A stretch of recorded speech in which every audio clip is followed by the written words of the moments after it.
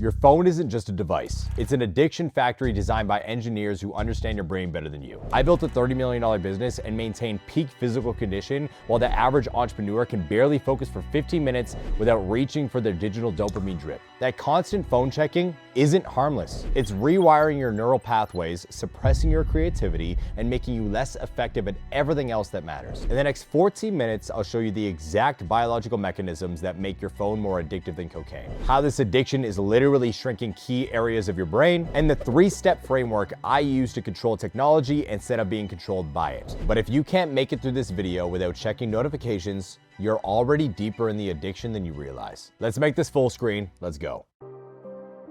Point number 1, the dopamine deception. Your phone triggers the same neural pathways as cocaine and gambling, creating an addiction more powerful than most substances. One of my friends is big and spends around 12 hours a day on his phone. I'm talking about straight up doom scrolling. He just stares at that screen and scrolls forever, and then he wonders why he's stressed out, overwhelmed, has brain fog, and can't focus on a meaningful task for more than a few minutes at a time. His and most other people's brain's reward systems have been hijacked by cheap, instant dopamine hits. Your brain evolved to reward behaviors that aid survival and reproduction. The dopamine system developed to motivate you to pursue things that took effort but delivered real rewards: food, connection, achievement. Your phone exploits these systems through 3 mechanisms. The first is variable rewards. Notifications deliver unpredictable rewards, the same mechanism that makes slot machines addictive. The second is the infinite scroll loop. This removes your brain's natural desire to stop, keeping you in a perpetual state of seeking, because no reward is ever good enough. And the third is social validation. Likes and comments trigger your brain's natural desire to be involved in what other people are doing. These mechanisms bypass your rational brain and directly stimulate your emotional brain's reward system. A 2023 study from Stanford found that smartphone notifications trigger dopamine spikes 65 to 80% the magnitude of cocaine use, while requiring zero effort to obtain. What makes this addiction particularly dangerous is how it's progressively eroding your critical brain function that determines your future success. And most people never realize it's happening until it's too late.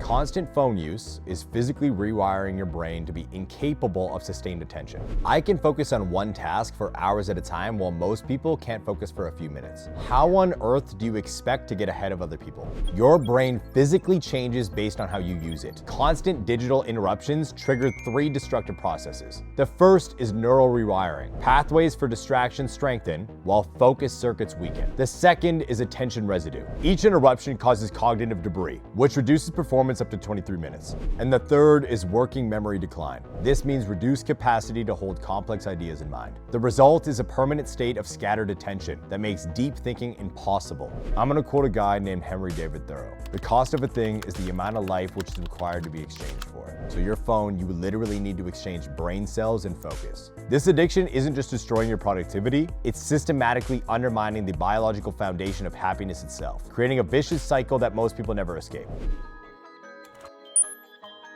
Phone addiction creates a biological trap where the very thing you think will make you happy is ensuring you never achieve real fulfillment. I've achieved all of the things that people say will make you happy. I've made tens of millions of dollars, I've got my dream car, dream house, a beautiful relationship, yet in the past, there were times where I woke up feeling unsatisfied. No achievement delivered lasting happiness. This is because I was biochemically incapable of feeling satisfaction from things that matter. Dopamine isn't just about pleasure, it's about anticipation and desire. Your phone creates a critical imbalance. The first is dopamine receptor downregulation. High-intensity digital rewards reduce receptor sensitivity. The second is dopamine baseline elevation. This means your brain requires more and more stimulation just to feel normal. The third is natural reward devaluation.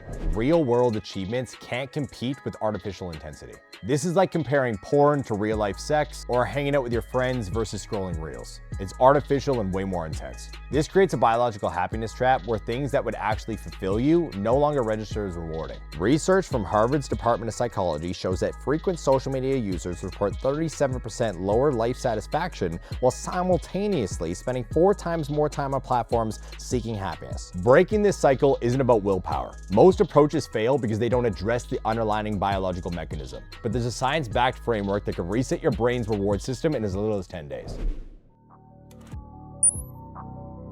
Resetting your dopamine sensitivity requires a structured approach that works with your brain's neurochemistry, not against it. The 3-phase dopamine reset protocol works because it aligns with how your brain actually functions. First, you need progressive reduction. Gradually extend your phone-free periods rather than attempting cold turkey. Second, you need to substitute activities. Replace digital stimulation with activities that generate healthy dopamine, like exercise, working, learning, or deep conversations. And third, you need environmental engineering. Restructure your physical environment to reduce the likelihood of digital use. This approach works because it doesn't fight your brain chemistry. It works with it to reset sensitivity gradually. Some guy I searched up on the internet said we must use our tools or be used by them. And it's very relevant. Phones definitely are that tool. Implementation is where most people fail, but there's a specific daily structure that makes this protocol nearly foolproof, even for the most addicted digital users.